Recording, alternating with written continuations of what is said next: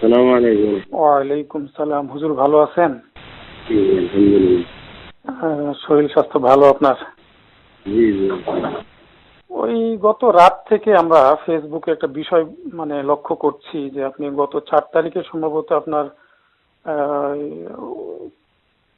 করিমগঞ্জের ওদিক না কোথায় যেন একটা মাহফিল ছিল। ওখান থেকে আসার পথে সম্ভবত কোনো এক জায়গায় উঠে কারো কয়েকজনের সাথে পরামর্শ করছিলেন বা একটা চা পানি খাচ্ছিলেন বা গল্প করছিলেন। তো ওইখানের কি যেন একটা কথা নিয়ে কিছু ফেসবুকে কিছু ভাইরাল টপিক দেখতেছি। তারা বলতেছে আপনি নাকি আল্লামা মামুনুল হক সাহেবকে তার নামটা ব্যঙ্গ করে উচ্চারণ করছেন, বাট তারা কোনো প্রমাণ দিতে পারে নাই। কিন্তু ওখানে নাকি আপনি বলছেন, উচ্চারণ করছেন, এরকম একটা কথা আমরা শুনতে পাচ্ছি। তো বিষয়টা আসলে হুজুর কি বিষয়টা আসলে জানতে চাচ্ছি আসলে। না, ওখানে প্রোগ্রাম শেষ করে আমি যারা দাওয়াত দিছিল আমাদের পরিচিত একজন আচ্ছা আচ্ছা। আমার একটা অফিস আছে, একটু বসে একটু চা খেয়ে গেলাম। বললাম ভাই রাত্রে বেশি হয়েছে, হুম এখন বসবো না। তো পরে জোর করলো, পরে গেলাম। তো ওখানে 3জন আলেম ছিল, আমি ছিলাম। হুম সর্বোচ্চ 5 মিনিট বসে একটু ফল খাইলাম, এরপরে আমি অজু করে বিদায় নিলাম। সেখানে হেফাজত নিয়ে কিছু কথা হয়েছে। আমলে মামুন সাহেবের বিষয়, দেশের সার্বিক পরিস্থিতি নিয়ে কিছু কথা হয়েছে শালীনভাবে।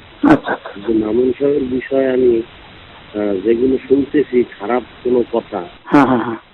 এগুলো সম্পূর্ণ অবান্তর এবং একটা ষড়যন্ত্রমূলক আমি মনে করছি। ভাবতে পারি না যে ওখানে এমন কিছু হবে, আচ্ছা আচ্ছা। এইরকম কিছু করবে। আচ্ছা আচ্ছা।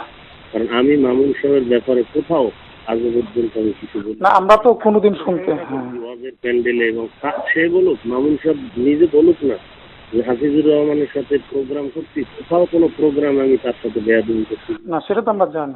এবং বেয়াদবিমূলক কোনো আচরণ করছি কিনা কখনো। হ্যাঁ হ্যাঁ হ্যাঁ হ্যাঁ। তাহলে এই সমস্ত অবান্তর কথা কেন বলবো? এটা অ্যাকচুয়ালি একটা গ্রুপ দিয়ে আজকে ফেসবুকের কারণেই জি জি। আমাদের আহলে হক ওলামাদের মাঝখানে ফাটল ধরার একমাত্র সূত্রই ফেসবুক। এটা সুন্দর কথা বলছেন। ওলামাদের মাঝখানে অনৈক্য তৈরি করার একমাত্র মাধ্যম আমি মনে করি এই ফেসবুক। জি জি। আল্লাহ তাদেরকে হেদায়াত দান করেন, আর আল্লাহ আমাদেরকেও সঠিক রাস্তায় হেদায়েতের উপরে ইখলাসের সাথে চলার তৌফিক দান করেন।